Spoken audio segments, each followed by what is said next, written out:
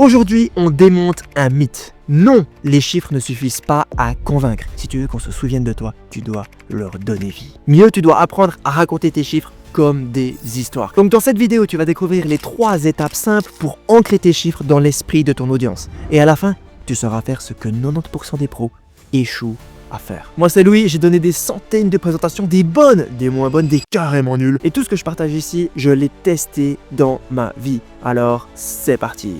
La première étape, elle va te surprendre. C'est donner le contexte. Demande-toi, qu'est-ce qui orbite autour de ton chiffre? L'idée ici, c'est de peindre un tableau autour de ce chiffre. Tu donnes le contexte. Et le meilleur moyen pour donner le contexte, c'est d'amener un contraste. Tu le sais, le contraste permet de clarifier. Par exemple, si tu dis « on a recruté 200 personnes cette année », là, c'est un chiffre tout seul. C'est comme Google Maps quand t'as pas de réseau. Tu sais pas où tu vas, tu sais pas où tu es, c'est absolument inutile. Et pourtant, c'est de cette manière que la plupart d'entre nous, on présente les chiffres. Ne sois pas cette personne. Mais si je te dis que l'an dernier, c'était 30 personnes qu'on a recrutées, et cette année, on a recruté 200 personnes, là, tu commences à comprendre. Tu te rends compte qu'on n'a pas juste recruté, on a explosé les compteurs. Deuxième exemple, si tu parles des ventes générées par l'entreprise dans laquelle tu travailles, annonce d'abord combien de ventes vous avez générées l'année passée à la même époque. Contraste. Pendant des années, j'ai fait l'erreur de ne pas apporter de contraste avant de partager un chiffre. Donc si ça peut t'aider à ne pas répéter mon erreur, c'est cool. Encore un exemple, c'est un petit cadeau. Si tu veux dire que le temps d'attente client est désormais de 5 minutes en moyenne, montre-nous l'évolution d'année en année avant d'annoncer ce chiffre. Contraste. Contraste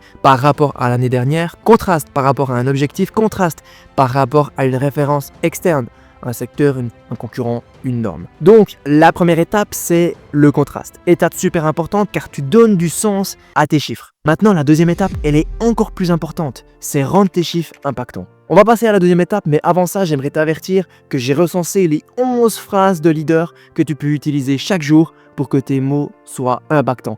Elles t'aideront à marquer les esprits dans une réunion, présentation ou une simple conversation. Si tu te demandes où le télécharger, le lien est au commentaire. Et si tu veux passer au prochain chapitre de ta vie, télécharge-le maintenant. Je fais ces vidéos car c'est ce que j'aurais voulu découvrir quand j'ai débuté dans la prise de parole. Mais comme ce qu'on trouve sur YouTube n'est pas assez bon, j'ai dû expérimenter moi-même, me cogner la tête contre les murs avant d'avoir des résultats. Deuxième étape donc, rendre tes chiffres impactants. Parce que tu vois, tous les chiffres ne se valent pas. Ça ne veut pas dire que tu as des chiffres qu'ils sont bons. Certains frappent, c'est vrai, mais d'autres passent à la trappe. Donc maintenant que tu as peint un tableau autour de ton chiffre, l'étape suivante, c'est de le rendre marquant. Et pour ça, tu dois le choisir avec soin. Tu veux parler d'un projet qui t'a pris 1 mois? Super. Mais tu peux le dire de plein de façons. Tu peux dire, ça m'a pris 1 mois, 30 jours, 4 semaines, 43 200 minutes. Ou même, c'est l'équivalent du temps qu'il faut pour regarder toute la série Game of Thrones. Tu vois le truc, c'est exactement la même donnée. Mais selon la manière dont tu la présentes,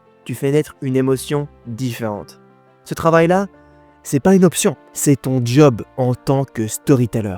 Parce que si tu te contentes de réciter les chiffres qu'on t'a donnés, t'as probablement déjà perdu. Et cette vidéo, elle est pour les gagnants. Alors demande-toi, comment est-ce que je peux représenter cette donnée pour qu'elle serve mon message?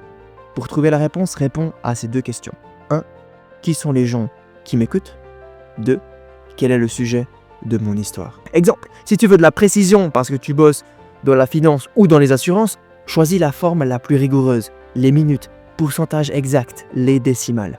Maintenant, si tu veux créer de la proximité, de la confiance, du fun, va choisir une analogie, une série, Game of Thrones, un événement culturel, un objet du quotidien. Donc, étape 1, c'était contraster ton chiffre pour donner du contexte. Étape 2, c'était de traduire ton chiffre dans une langue que ton audience comprendra le mieux et qui servira ton storytelling. Mais ça suffit pas. Tu dois passer à l'étape 3. Si tu veux qu'on se souvienne de toi, tu dois faire une dernière chose. Tu dois rendre ce chiffre visuel, palpable et concret. L'étape 3, c'est rendre ton chiffre mémorable. Tout ce que tu as à faire, c'est d'utiliser la comparaison. Est-ce que tu sais ce que ton audience va oublier 10 secondes après ta présentation? Ton slide, plus 35% de croyances annuelles. Mais tu sais ce qu'elle va retenir? Cette année, on a grandi.